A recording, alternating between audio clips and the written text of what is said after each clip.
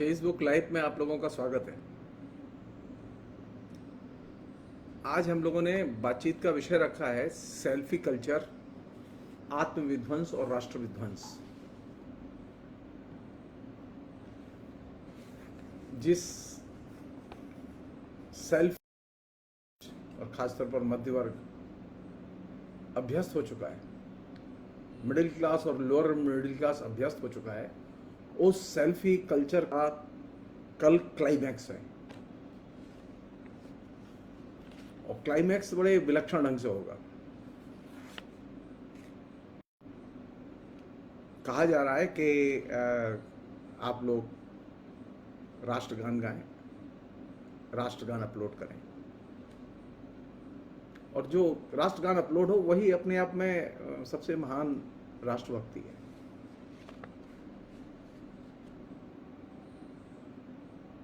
ये selfie culture का ये एकदम क्लाइमैक्स है। सेल्फी कल्चर का ऑब्सेशन पहले नौजवानों में था, अभी प्रधानमंत्री में है, मंत्रियों में है, और अब ये एक तरह से एकदम जिसे का पॉलिटिकल कल्चर का रूप बना दिया गया है इसे।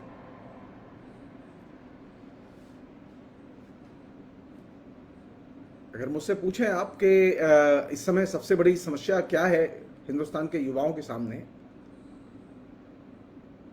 खासतौर पर सांस्कृतिक समस्या क्या है,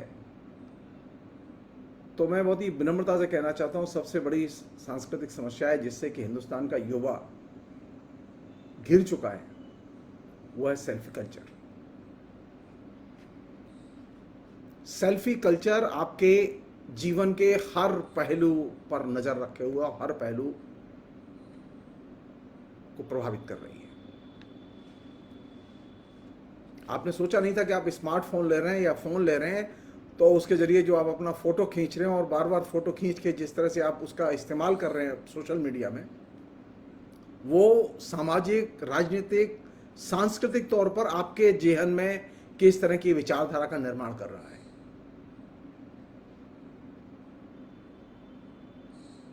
हम लोग फोटो खींचने में व्यस्त हैं और अपना अच्छा फोटो देखने में व्यस्त हैं,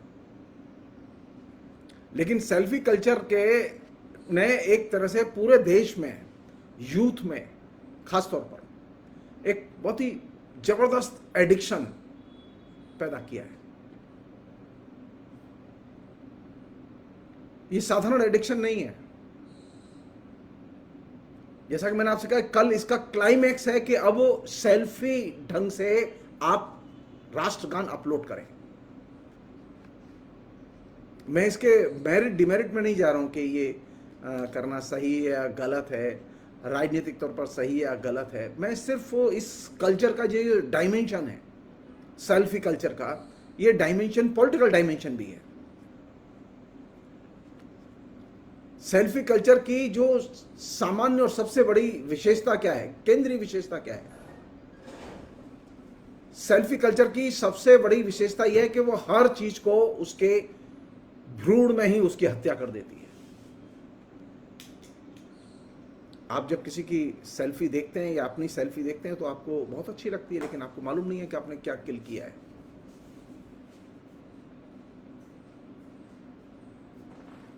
मैं भी इसका शिकार हूं, मैं भी सेल्फी लेता हूं। मैं ये नहीं कहता कि मैं सेल्फी नहीं लेता।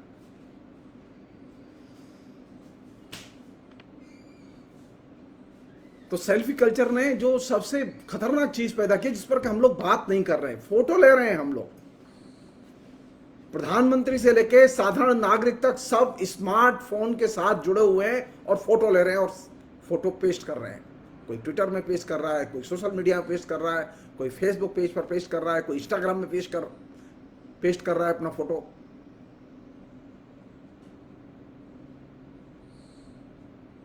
सेल्फी कल्चर स्व की और स्व से जुड़ी हुई जो चेतना है, यानी मैं, मेरा समाज, मेरा राष्ट्र,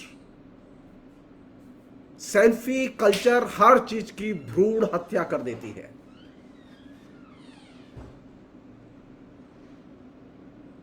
और ये एक विलक्षण वास्तविकता है। आप कुछ देर के भूल जाइए कि देश में प्रधानमंत्री कौन है,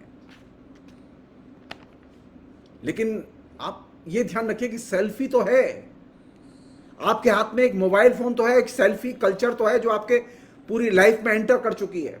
उस सेल्फी कल्चर ने आपको कहां किस जगह धकेल दिया है, और मेरे लिए ये चिंता की चीज है।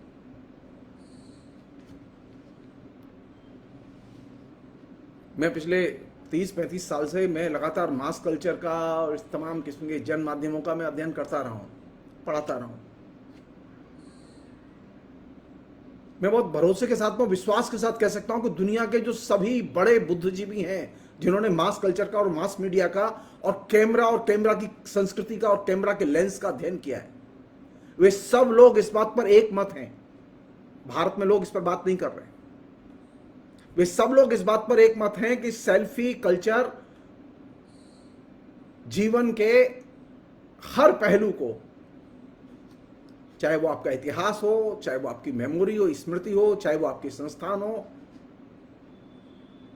उनकी वो भ्रूण हत्या कर देती है। हमने कभी प्रधानमंत्री को सेल्फी लेते हुए नहीं देखा था, लेकिन पिछले दिनों देखा।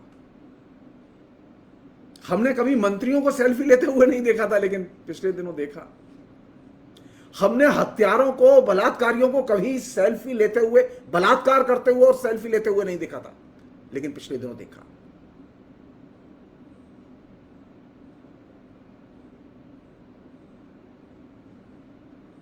सवाल नहीं उठता ये, हम लोग पढ़े लिखे लोग हैं, हम शिक्षा में काम करते हैं, हम विद्यार्थियों को पढ़ाते हैं, हम इंटेलेक्चुअल हैं, हम लेखक हैं, हमारे हाथ में मोबाइल है, हम सेल्फी कल्चर का संप्रसारण सामने देख रहे हैं, और क्लाइमेक्स है।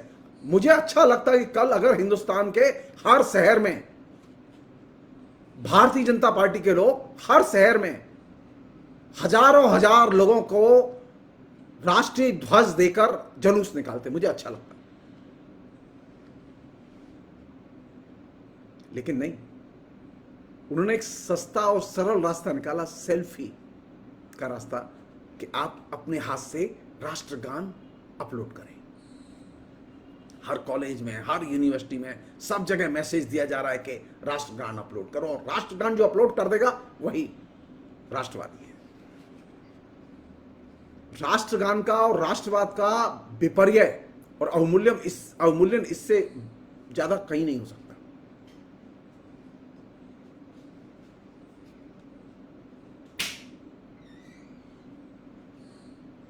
ये जो चारों तरफ जो माहौल बना है सेल्फी कल्चर के आने के बाद, कल्चर तो गई, मास कल्चर का वह रूप भी गया जिसे सिनेमा ने डेवलप किया था, अभी उसमें नहीं है लोग। अभी सेल्फी कल्चर के दौर में दाखिल हो चुके हैं, जो कि डिजिटल कैपिटलिज्म का एक बहुत ही इंटीग्रल हिस्सा है।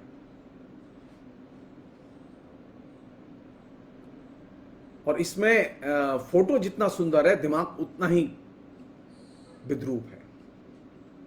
दिमाग है ही नहीं। फोटो में जो आदमी, जो यंग लड़का, जो यंग लड़की जितनी सुंदर दिखाई दे रही है, बुद्धि के लेवल पर वह उतनी ही एकदम शून्य है। तो सेल्फी कल्चर ने एकदम विवेक शून्य, ज्ञान शून्य इमेज के प्रोजेक्शन की एक तरह से झड़ी लगा दी है, प्रभाव पैदा कर दिया है हमारे इंटरनेट पर। और इसका एक साइड इफेक्ट बता रहा हूं आपको कि अब ज्ञान पाना और ज्ञान देना और ज्ञान की बात करना एक तरह से संकट को बुलावा देना है। तो ज्ञान में अब किसी की रुचि नहीं है, उसकी तो एकदम नहीं है, जो सेल्फी कल्चर का एडिक्ट हो चुका है।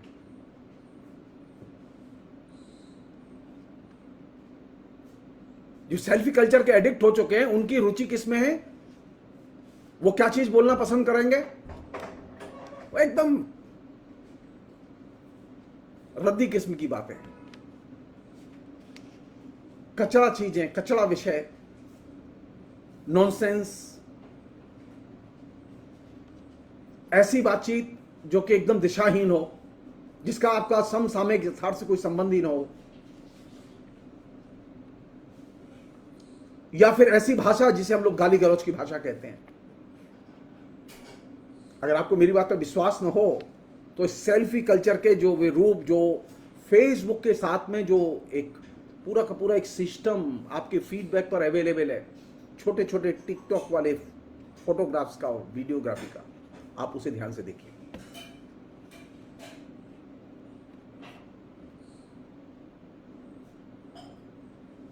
इस पूरी प्रक्रिया ने जनता को तो प्राइवेट बना दिया है। यानी सेल्फी कल्चर का जो एक दूसरा डायमेंशन है वो ये, इसने जनता को प्राइवेट बना दिया है, और जो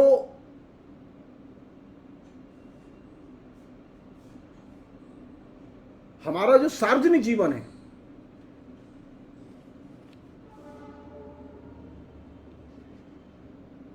जिसमें अब जनता भी आती है, उसे इसने प्राइवेट में कन्वर्ट कर दिया, और जो हमारा प्राइवेट था उसे पब्लिक कर दिया है।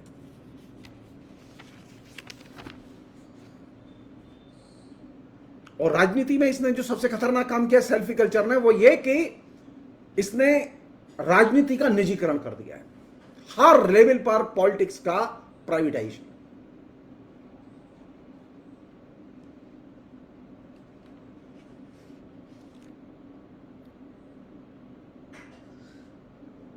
और इसके चलते जब आप राजनीति का प्राइवेटाइजेशन कर देंगे, अभी जो समस्या है वो ये नहीं है कि रूल बीजेपी कर रही है या कांग्रेस कर रही है या बीजेडी कर रही है, टीएमसी कर रही है, ये रूल अभी ये विषय का ये समस्या नहीं है। अभी समस्या ये है कि पूरे देश में पॉलिटिक्स का प्राइवेटाइजेशन किया जा चुका है, और ये गंभीर समस्या है। और पॉलिटिक्स के प्राइवेटाइजेशन का जो परिणाम है वो ये कि हम अब किसी भी किस्म के रेशनल डिस्कोर्स में जाने को तैयार नहीं होते। हम किसी भी चीज को या उन चीजों को जो कि आलोचनात्मक दृष्टिकोण से हमारे सामने पेश की जाती हैं, उनमें हमारी दिलचस्पी नहीं होती, हमारे नौजवानों की दिलचस्पी नहीं होती। और सूचना संपन्न जो एक्सचेंज है वो तो अब एकदम एक सिरे से गायब है।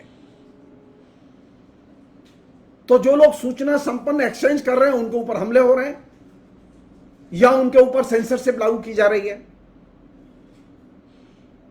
घोषित अघोषित तौर पर। जो सत्य की हिमायत में खड़े हैं उनके ऊपर सेंसरशिप लागू की जा रही है घोषित अघोषित तौर पर। और यही है राजनीति के प्राइवेटाइजेशन का सबसे बड़ा परिणाम। और इस बीमारी के कमोबेश सभी दल शिकार हैं। बीजेपी इसकी सबसे ज्यादा शिकार है, क्योंकि उसकी केंद्र में सरकार है।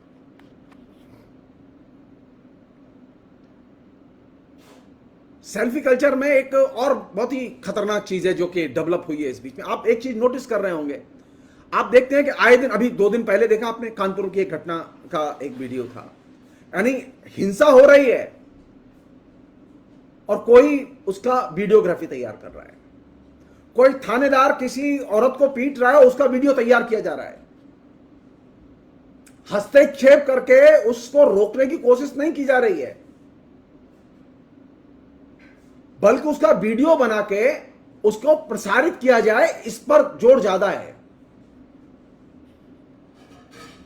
आपके सामने अगर वायलेंस हो रहा हो तो आप वायलेंस को पहले रोकेंगे या फोटोग्राफी पहले करेंगे? तो सेल्फी कल्चर ने एक नया कल्ट, एक नया विवेक, एक नया एटीट्यूड पैदा किया है कि अगर आपके सामने कोई घटना घट रही हो जिसमें कि आप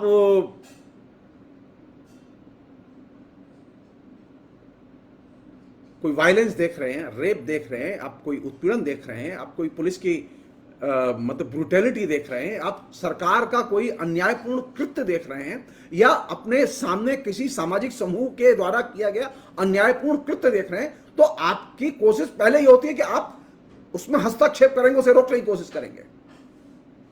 लेकिन अभी ये नहीं। तो अभी हर चीज के सेल्फी फोटोग्राफी, सेल्फी वीडियो और इनको अपलोड करने की जो एक कल्चर पैदा हुई है, इसने एक तरह से लोकतांत्रिक मूल्यों और लोकतांत्रिक हस्तक्षेप की लोकतांत्रिक सामाजिक हस्तक्षेप की जो एक परंपरा थी उसे बाधित किया है।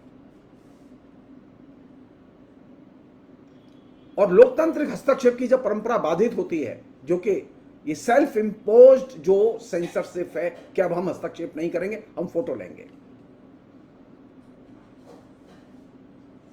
इसने एक माहौल बनाया है कि जो लोकतांत्रिक मूल्य हैं, जो सामाजिक मूल्य हैं, उन पर अगर कभी हस्तक्षेप हो रहा हो तो उसमें बीच में मत बोलो। तो सेल्फी की कल्चर जितनी बढ़ी है, लोकतांत्रिक और सामाजिक मूल्यों पर होने वाले हस्तक्षेप से हम उतने ही ज्यादा विमुख होते चले गए हैं। और ये अपने आप में एक नई चिंता की चीज है।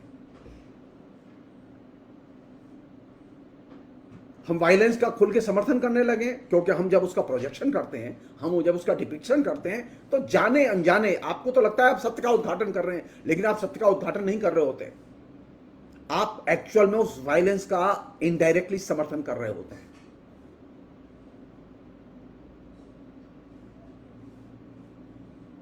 आप नहीं जानते कि आपने जो वीडियो अपलोड कर दिया इंटरनेट पर उसका क्या परिणाम होगा, आप नहीं जानते।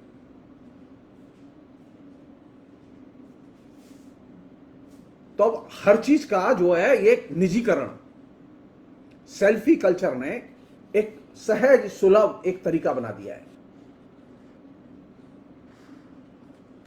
और इसने जो एक सामाजिक मनुष्य था, जिसके कि सामाजिक सुख दुख थे, सामाजिक साझेदारी थी, सामाजिक उसके हस्तक्षेप की क्षमता थी, इन सबको उसने गहरे प्रभावित किया है।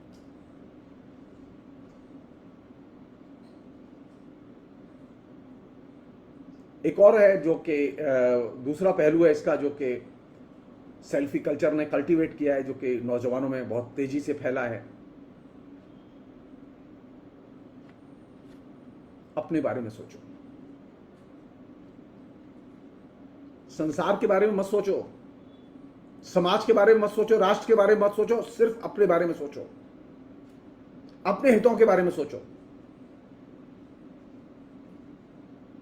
तो इसका परिणाम यह निकला है कि अब जो हमारा जो यूथ है उसने सामाजिक समस्याओं पर, समाज के सामाजिक सांस्कृतिक राजनीतिक साझा प्रश्नों पर उसने एकदम विचार विमर्श ही बंद कर दिया है। आप देखिए फेसबुक पर, आप लेखन देखिए यंग लोगों का, आपको पता ही नहीं चलेगा कि यंग लोगों में किसी भी किस्म की जो अवेयरनेस है भी या नहीं है।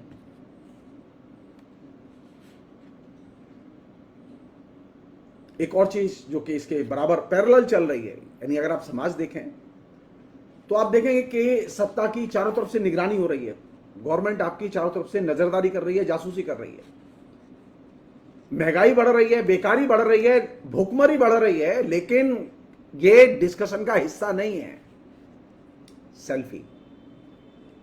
सेल्फी जितनी अपलोड हो रही है उसकी मात्रा अगर आप देखें, यंग लोगों के द्वारा अपने लगाए गए फोटो देखें और उनका सामाजिक राजनीतिक सांस्कृतिक अकादमिक प्रश्नों पर उनकी चिंताएं देखें, तो आपको जान के आश्चर्य होगा कि उनकी इन सब विषयों में कोई दिलचस्पी नहीं है।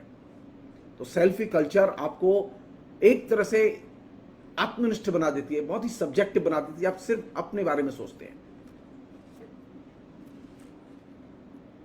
और जब आप अपने बारे में सोचते हैं तो जाहिर है क्यों सोचते हैं आप अपने बारे में, क्योंकि आपके जहन में ये उतार दिया गया है कि आपको समाज के बारे में सोचने की जरूरत नहीं है। समाज के बारे में तो सोचने के लिए सरकार है, समाज के बारे में तो मोदी जी सोच रहे हैं।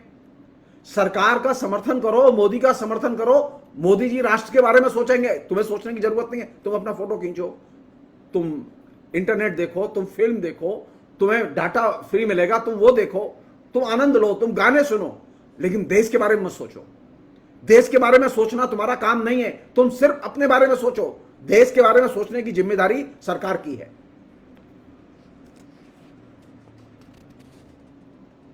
और सरकार अपना काम कर रही है। तो सेल्फी की कल्चर आपको समाज, सरकार, संस्थान, आपके जो ज्ञान विज्ञान के अभिरुचि के विवेक के क्षेत्र, उन सब से एकदम आपको अलग थलग कर देती है।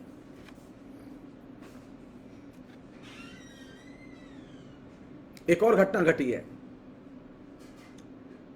जितने बड़े पैमाने पर सेल्फी के फोटो लिए जा रहे हैं, लेकिन कभी ये सामने चीज नहीं आई, न किसी खोजी जर्नलिस्ट के जरिए ये चीज आई, बल्कि आई किसी और तरीके से, एक विसिल ब्लोअर के जरिए से आई, जिसने के एनएसओ के documents, data, telephone number leak किए, जिससे कि पेगासस नाम की जासूसी का पता चला।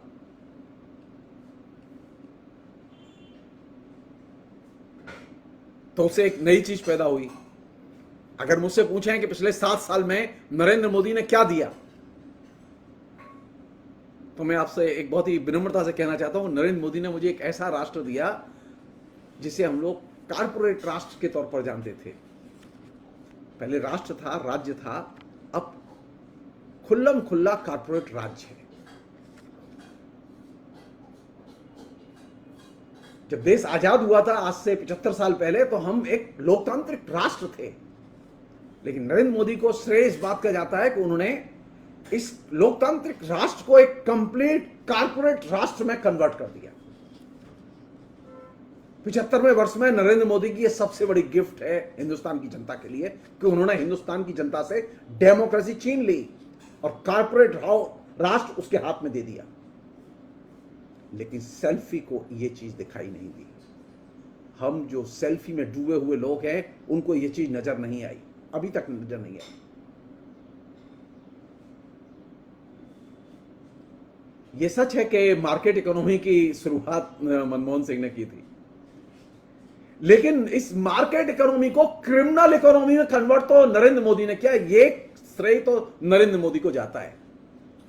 75वीं वर्षगांठ पर नरेंद्र मोदी ने 2 काम किए, लोकतांत्रिक राष्ट्र को कारपोरेट राष्ट्र में बदला और मार्केट इकोनॉमी को क्रिमिनल इकोनॉमी में बदला, और एक नया राष्ट्र पैदा किया। अब हम जो नया राष्ट्र सेलिब्रेट कर रहे हैं, जिसमें के 75 साल हो चुके हैं, वो एक जासूसी कारपोरेट राष्ट्र है। और ये जासूसी कारपोरेट राष्ट्र हमारी सेल्फी कल्चर का अभिन्न हिस्सा है, क्योंकि पेगासस आपके कैमरे, आपके ऑडियो, आपके मोबाइल, आपकी लोकेशन, हर चीज पर नजर रखे हुए। लोकतांत्रिक राष्ट्र नजर नहीं रखता था, यहां तक कि मनमोहन सिंह के जमाने में भी राष्ट्र नजर नहीं रखता था, लेकिन आज राष्ट्र नजर रखे हुए। तो अब एक नया राष्ट्र पैदा हुआ है, जिसे हम लोग जासूसी कारपोरेट राष्ट्र कह सकते हैं। आज भारत जो है वो एक लोकतांत्रिक राष्ट्र के तौर पर नहीं, लेकिन एक जासूसी कारपोरेट राष्ट्र के तौर पर जाना जाएगा।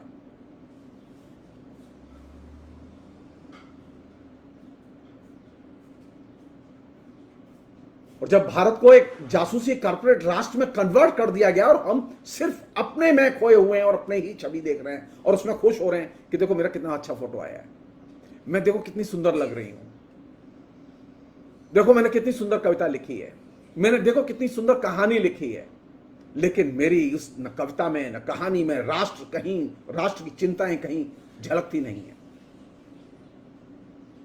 मेरे नौजवान के चेहरे पर कभी गुस्सा नहीं आता,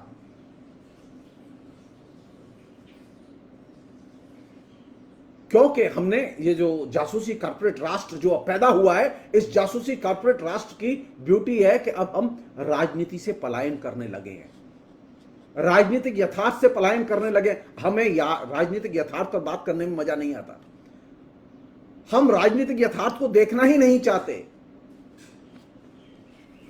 और इसका परिणाम यह निकला है कि हम अपने राजनीतिक अधिकारों से भी पलायन करने लगे।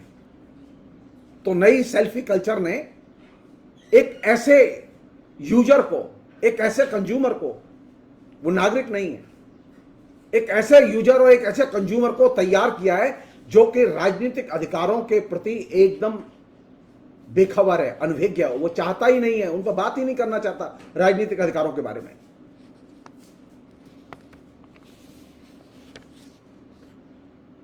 और ये जो नया जो जासूसी कारपोरेट राष्ट्र पैदा हुआ है, इसने एक नई संभावना को पैदा किया है कि अब हर नागरिक संभावित आतंकवादी है। आज स्थिति यह है कि आपको कभी भी पेगासस के जरिए, कभी भी आपके अंदर, आपके कंप्यूटर के अंदर, आपके मोबाइल के अंदर कुछ भी डाला जा सकता है। आप कल्पना कीजिए, एक व्यक्ति जो जेल में बंद है,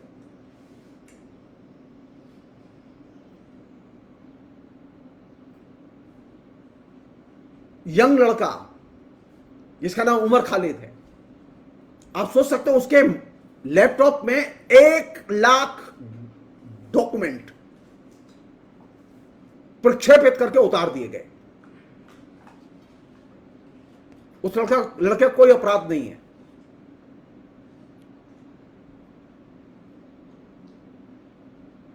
जो लोग भीमा कोरेगांव केस में जो बंद हैं जेल में, जिनकी जमानतें नहीं हो रही हैं, जिनके खिलाफ चार्जशीट फाइल नहीं हुई है, सरकार आरोप पत्र दाखिल नहीं कर पाई है, 3 साल से ऊपर हो चुका है, उनमें से कई लोगों के लैपटॉप में 20-30 हजार डॉक्यूमेंट्स प्रक्षेपित करके डाल दिए गए पेगासस के जरिए।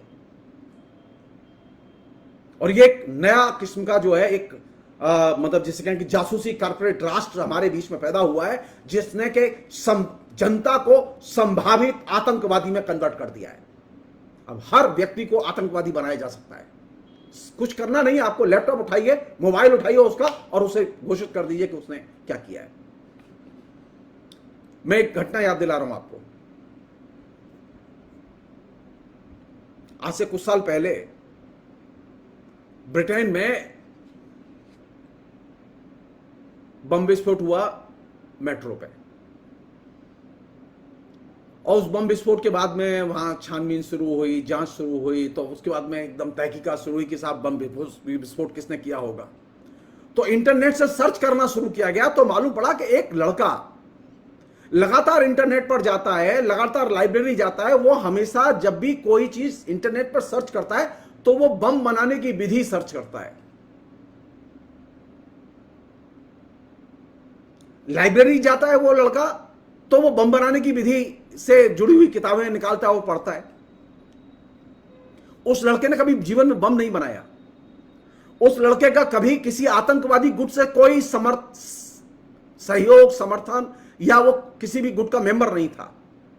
ब्रिटिश पुलिस ने सिर्फ इसी बिना पर, क्योंकि उसका जो इंटरनेट डाटा था, उस डाटा में जो लाइब्रेरी डाटा था उसमें सिर्फ बम बनाने की विधि की किताबों की लिस्ट थी। उसके गूगल के सर्च इंजन में, उसके अकाउंट में सिर्फ वो जब भी लड़का इंटरनेट पर जाए, उसकी हॉबी थी कि वो बम बनाने की विधियां पढ़ता था, किताबें खोज खोज के पढ़ता था।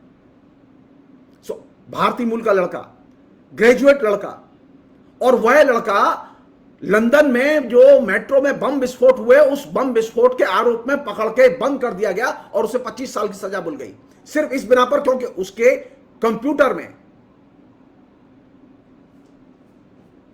उसके लाइब्रेरी की प्रोफाइल में, जहां वो लाइब्रेरी जाता था, वहां लाइब्रेरी में लगातार उसने ऐसी किताबें इशू कराई जो बम बनाने की विधि से जुड़ी हुई थी। और यह मान लिया गया कि वह लड़का आतंकवादी है, उसने जरूर, उसका आतंकवादियों से संबंध है। और इस बिना पर ही उसको 25 साल की सजा ब्रिटेन की अदालत ने घोषित कर दी। जिस लड़के ने कभी जीवन में कोई विस्फोट नहीं किया, किसी को गाली नहीं दी, वो किसी आतंकवादी गुट का मेंबर नहीं था। तो अब जो नया जो लोकतंत्र है जिसमें हम लोग जी रहे हैं, जिसमें कि वो ब्रिटेन के लोग भी शामिल हैं, उसमें अमेरिका के लोग भी शामिल हैं। ये खाली ऐसा नहीं कि सिर्फ भारत के संदर्भ में ये बात सच है, ये ग्लोबल फिनोमेना है कि डेमोक्रेटिक स्टेट को ये जासूसी कारपोरेट स्टेट में कन्वर्ट कर दिया गया है। कुछ साल पहले की एक और घटना बता रहा हूं मैं आपको। ये तो इजराइल से लिया है ना इन्होंने, पेगासस। इस घटना को करीब हो गए होंगे 8 साल, तो हो गए होंगे 7-8 साल। उस समय मैंने बहुत पहले मैंने लिखा भी था इसको लेकर। 2 यंग टीनेज लड़के फोन पे बात कर रहे, इंटरनेट पे चैटिंग कर रहे थे मैसेंजर में, फिलिस्तीनी लड़के। तो एक दोस्त दूसरे से पूछ रहा है क्या कर रहा है, तो उसने कहा कि मैं न्यूयॉर्क के पुल पर बैठा हुआ हूं। तो उसने पूछा क्यों बैठे हुए हो, बोले इस पुल को उड़ा दूंगा। खाली वो चैटिंग में मैसेज दे रहे हैं। वो लड़का कभी, दोनों में से कोई भी न्यूयॉर्क नहीं गया कभी, वो जानते ही नहीं न्यूयॉर्क है कहां। वो खाली चैटिंग कर रहे हैं जस्ट मस्ती में। सिर्फ उस चैटिंग के मैसेज को पकड़ के इजराइल की सेना ने उन दोनों फिलिस्तीनी बच्चों को उठा लिया और जेल में डाल दिया।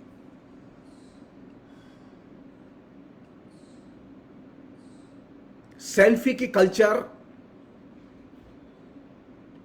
सेल्फ कम्युनिकेशन की कल्चर, जिसके की एक्सटेंशन है ये ट्विटर, ये तुम्हारे सोशल मीडिया के प्लेटफॉर्म, ये मैसेंजर, ये तमाम किस्म के और दूसरे प्लेटफॉर्म, ये बहुत ही विलक्षण ढंग से जनता को, निर्दोष लोगों को आतंकवादी में कन्वर्ट किए दे रहे हैं।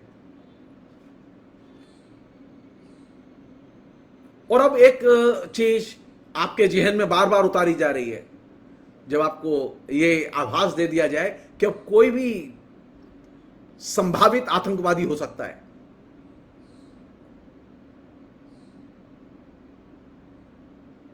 तो लोगों के दिमाग में एक ही चीज उतारी जा रही है, अब सरकार जो कहे वो मानो, सरकार के खिलाफ बोलो मत, और इसी में तुम्हारा और तुम्हारे देश का भला है।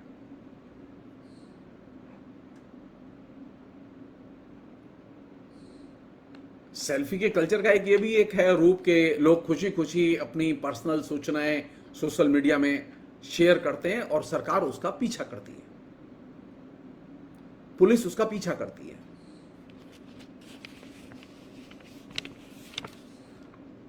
आप ये भी कह सकते हैं, जिसे मीडिया की लैंग्वेज में कहते हैं, कि ये एक तरह से स्व संचालित जो है परफॉर्मेंस का दौर है। जो सेल्फी की कल्चर है, ये स्व संचालित परफॉर्मेंस की जो कल्चर है, इसकी एक तरह से सोशल मीडिया में हमारे जो दैनंदिन कम्युनिकेशन है उसमें एक तरह से बाढ़ आई हुई है। ये एक तरह का पब्लिक रिलेशन भी है, लेकिन इसके लिए आपके इस जो सेल्फी कल्चर के जो प्रयोग करता है, इनके जीवन में न तो प्राइवेसी का कोई मूल्य है, न इनके लिए डेमोक्रेसी का कोई मूल्य है, न इनके यहां राजनीतिक अधिकारों का कोई मूल्य है। इनके यहां खाली स्व संचालित जो अबाधित परफॉर्मेंस है उसका मूल्य है। सेल्फी लगाना और अपने बारे में, मैं वहां गई, मैंने वहां खाना खाया, मैं वहां सोई, मैं वहां घूमी, ये जो इसका जो अंतहीन सिलसिला है, ये सिलसिला जारी है। ये सेल जो स्वसंचालित अबाधित जो परफॉर्मेंस है, इसके अंतहीन कथानक जारी हैं और वे करोड़ों की संख्या में हैं। इसे आप एक तरह का सेल्फी इज्म भी कह सकते हैं। ये देखने में बड़ा मनोरंजक लगता है, देखने में बड़ा अच्छा भी लगता है कि कितना अच्छा फोटो है, लेकिन ये मनोरंजन और कम्युनिकेशन के रूप में ये एक तरह का नकली सोशलाइजेशन है।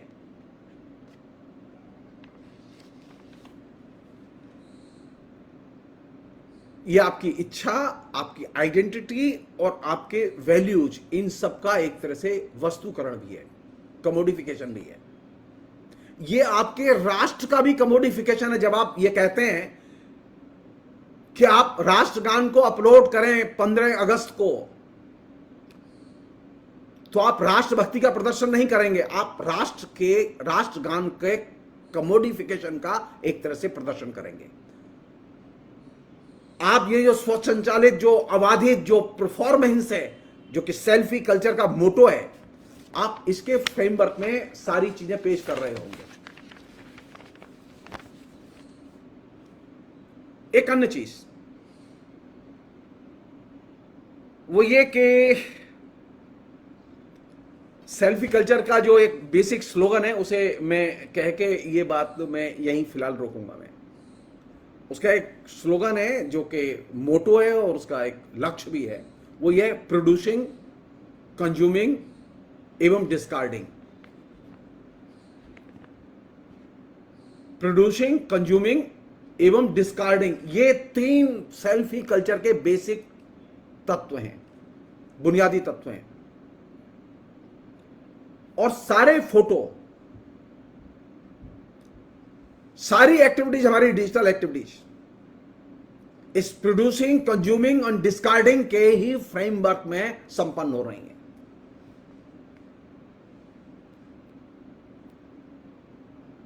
तो अगर आप इस कल्चर के फ्रेमवर्क में अगर आप अपना कोई महान राष्ट्र कर्म भी करेंगे तो वो प्रोड्यूसिंग, कंज्यूमिंग एंड डिस्कार्डिंग इसी फ्रेमवर्क में जाके खत्म होगा। यानी एक तरह से खोखली उपभोक्तावादी कल्चर, उसको वो निर्मित करेगा। और ये जो प्रोड्यूसिंग, कंज्यूमिंग एंड डिस्कार्डिंग की जो सेल्फी कल्चर है, इस कल्चर का जोर है तात्कालिकता पर, कि जो कुछ भी है वो अभी करो। और जो तात्कालिकता ही कल्चर है, इसमें हमेशा एक शॉर्टकट रहता है। और वो मानसिकता हमारे यूथ की भी तैयार की गई है। जल्दी कमाओ, जल्दी खाओ, खूब कमाओ, जैसे भी हो वैसे कमाओ, चाहे जितना 2 नंबरी काम करना पड़े कमाओ।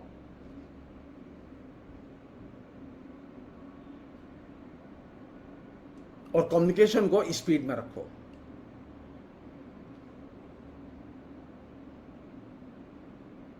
और मनोरंजन के नाम पर जो इस सेल्फी कल्चर ने जो चीज क्रिएट की है, वो ये स्वतः स्फूर्त मनोरंजन और एक ऐसा कम्युनिकेशन जो तरल हो और जिसे तुरंत ही खारिज भी किया जाए। यानी अभी आपने सुना, आपने मुझे अभी सुना और उसके बाद जस्ट रिजेक्टेड। तरल और खारिज करो, लिक्विड भी हो और डिस्कार्डेड भी हो। तो ऐसी स्थिति में हमारे सामाजिक कंसर्न कैसे विकसित होंगे? कला, साहित्य, संस्कृति, समाज, राजनीति, राष्ट्र, राज्य, बेरोजगारी, भूखमरी, अन्याय, इन सब के प्रति हमारे सरोकार कैसे विकसित होंगे? क्योंकि हमको तो तरल, लिक्विड चीजें खाने की आदत पड़ गई है। हमको ऐसी चीजें खाने की आदत पड़ गई जिसे हम तत्काल डिस्कार्ड कर सकें।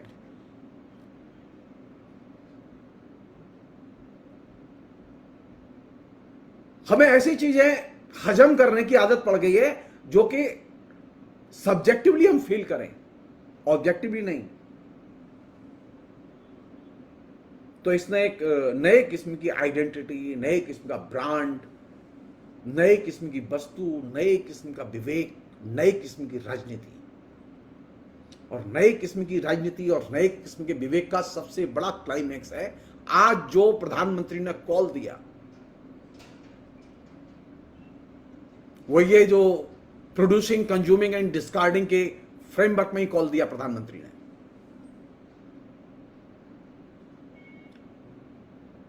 14 अगस्त को हम किस रूप में याद करते हैं?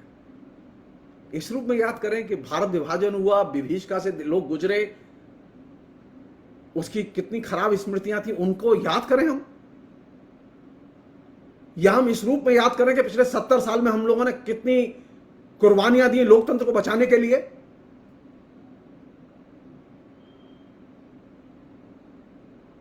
उन्नीस सौ सैंतालीस में क्या हुआ, 1947 में भारत विभाजन के समय क्या हुआ, यह तो पलट के सवाल किया जाना चाहिए। जवाहरलाल नेहरू ने यह सवाल तो नहीं उठाया था ना।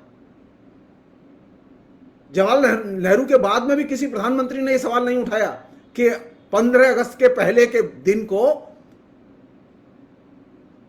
विभाजन की विभीषिका की स्मृति के तौर पर देखा जाए। तो आप अतीत में भी जाएंगे तो सब्जेक्टिव फीलिंग लेकर जाएंगे, देश से भी कहेंगे कि वो सब्जेक्टिवली इस बात पर सोचे।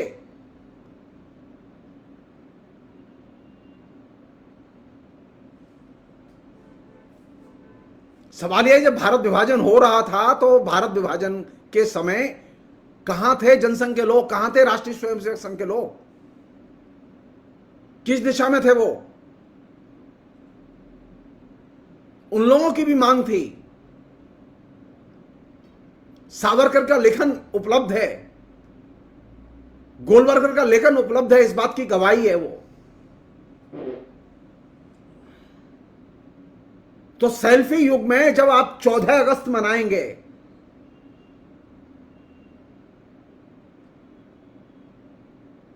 तो आप पलट के देखिए कि पिछले 75 साल में आपके लोकतंत्र को किस मुहाने पर छोड़ दिया गया है। जैसा कि मैंने आपसे कहा था कि आज भारत लोकतांत्रिक राष्ट्र की बजाय जासूसी कॉरपोरेट राष्ट्र के तौर पर कन्वर्ट कर दिया गया है, और भारत की जो मार्केट इकोनॉमी थी उसको क्रिमिनल इकोनॉमी में कन्वर्ट कर दिया गया है। लेकिन इस सेल्फी कल्चर के जो एडिक्ट बन चुके हैं युवा, उनको ये चीज नजर नहीं आ रही, और ये चिंता की चीज है मेरे लिए। मेरी उन तमाम लोगों से अपील है कि वो इस सेल्फी कल्चर के इस आइडियोलॉजिकल फ्रेमवर्क से माइंडसेट को निकालें और सामने देखें कि आपके पूरे की पूरी इकोनॉमी को कैसे क्रिमिनल इकोनॉमी में कन्वर्ट किया जा चुका है, आपके लोकतांत्रिक अधिकारों को कैसे पंगु करके जासूसी कॉर्पोरेट राष्ट्र का निर्माण तेजी से चल रहा है, और यह सब काम विकास की आड़ में हो रहा है। तो सेल्फी कल्चर का मतलब सिर्फ फोटो नहीं है, सेल्फी कल्चर की एक आइडियोलॉजी भी है। सेल्फी कल्चर की एक संगठित राजनीति भी है, और जहां जहां सेल्फी कल्चर का विकास हुआ है उन तमाम देशों में यह देखा गया है कि सेल्फी कल्चर आने के बाद में लगातार रिएक्शनरी पॉलिटिक्स का अपसर्ज हुआ है। यह अचानक नहीं है कि इतनी बड़ी तबाही के बावजूद देश में 50 लाख से ज्यादा लोग मर गए कोरोना महामारी में, लेकिन नौजवानों में अभी भी गुस्सा नहीं है, क्योंकि नौजवानों को एंगेज कर दिया गया इंटरनेट में, नौजवानों को एंगेज कर दिया गया इंटरनेट की कल्चर में, नौजवानों का जितना भी खाली समय है वो एंगेज कर दिया गया है उनके तमाम किस्म के दैनंदिन शिक्षण प्रशिक्षण के कामों में।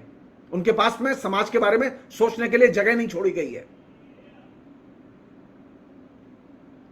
तो सेल्फी कल्चर जो ये कहती है ना, सिर्फ अपने बारे में सोचो, अपने हितों के बारे में सोचो, इस दायरे के बाहर निकलो, देश के बारे में सोचो।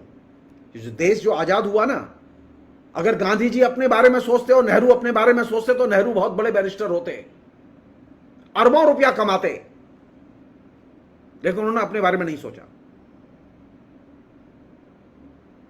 जो सेल्फी कल्चर ने जो सबसे खतरनाक चीज पैदा की है वो ये कि हम सिर्फ अपने को देखते हैं, देश को नहीं देखते। हम सिर्फ अपने बारे में सोचते हैं, समाज के बारे में नहीं सोचते। इस पूरी की पूरी मानसिकता से बाहर निकलने की जरूरत है। सेल्फी कल्चर आपके सामाजिक राजनीतिक सरोकारों को नष्ट कर देती है। आप सिर्फ अपने मुस्कुराते हुए चेहरे को देखते हैं, लेकिन उस मुस्कुराते चेहरे के बाहर जो एक बर्बर समाज तैयार हो रहा है उसे आप देखने में असमर्थ होते हैं। तो सेल्फी कल्चर ने हमारे चारों तरफ जासूसी कॉर्पोरेट राष्ट्र निर्मित कर दिया है। कोई व्यक्ति बचा नहीं है जिस पर जासूसी नहीं हो रही हो। मैंने आज से 10 साल पहले 9 साल पहले लिखा था फेसबुक में, जब फेसबुक आया ही था, कि फेसबुक के आने के बाद में आप सबकी निगरानी होगी, और निगरानी हो रही है। आप सबके डाटा, आपके सारे के सारे डाटा कहां पर जमा है? अमेरिका में जमा है। आप याद कीजिए बॉम्बे की वो घटना जहां के कसाब पकड़ा गया था और कसाब के खिलाफ उसको फांसी की सजा बोली थी।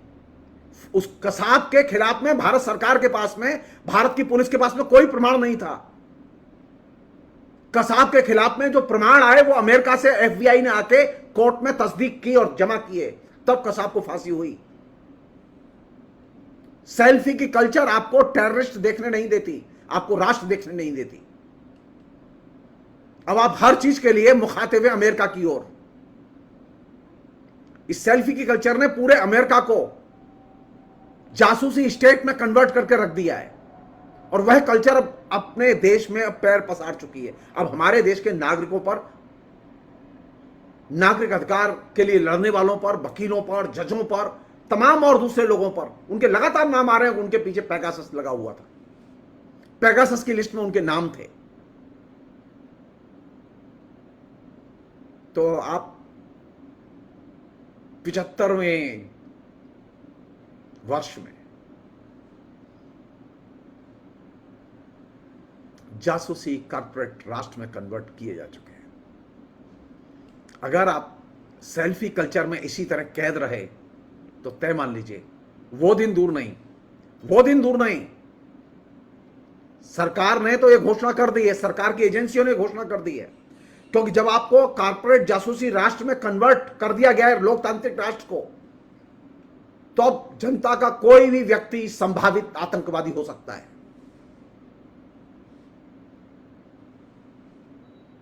किसी को भी आतंकवादी ठहराया जा सकता है, किसी को भी आतंकवादी कह के जेल में बंद किया जा सकता है। यह खतरा है हमारे सामने। तो प्लीज सेल्फी के कल्चर से बाहर निकलो और समाज के कल्चर से जुड़ो, समाज के बारे में सोचो, राष्ट्र के बारे में सोचो। और अभी नहीं सोचा तो तय मानो जर्मनी से भी बुरा हाल होगा हमारा। जर्मनी में जितना बुरा हाल हुआ था जनता का, हिटलर को जनता ने चुना था। हिटलर ने बदले में जनता को क्या दिया? सिर्फ युद्ध और पामाली, युद्ध और विध्वंस। लोग नशे में थे हिटलर के। नरेंद्र मोदी हिटलर नहीं है, लेकिन कोशिश कर रहे हैं हिटलर बनने की। आपकी जिम्मेदारी है, आप नरेंद्र मोदी को हिटलर बनने से रोकिए। आपकी जिम्मेदारी है कि हिंदुस्तान को लोकतांत्रिक राष्ट्र के रूप में पुनः अर्जित करने की कोशिश कीजिए। उसे एक जासूसी कॉर्पोरेट राष्ट्र में कन्वर्ट किया जा चुका है। आप कोशिश कीजिए कि हिंदुस्तान की जनता को उसकी नागरिक की और जनता की पहचान मिले। उसे संभावित टेररिस्ट की पहचान में कन्वर्ट किया जा चुका है, जो कि सबसे खतरनाक है।